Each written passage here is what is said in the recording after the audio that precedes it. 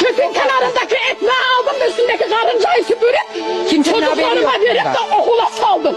Bundan kimsenin Tamam mı? haberi yok. Okula saldım. Defter bulamadım, kalem bulamadım. Geri geldi ki caminin kapısına oturdum o bebeleri büyütmek için. Evet. Tamam mı? Haklısın. Hangi devlet kanadımızdan tuttu ki ne? Belediyenin kapısına vardım, hükümetin kapısına. Bana kömür verin, odun verin dedim. Bana vermedi, arabayı üstüme sürdüler. Şimdi bime girdim, bir tane zeytin alamadım. Neden? 140 lira. Bir yağı alamadım. Neden? 250 bin lira. Yağın başına varılmıyor. Ramazan geliyor, ben ne yiyeceğim, oruç tutacağım. Bizi bu hale getiren devlet utansın, devlet. Devlet utansın, beni bu hale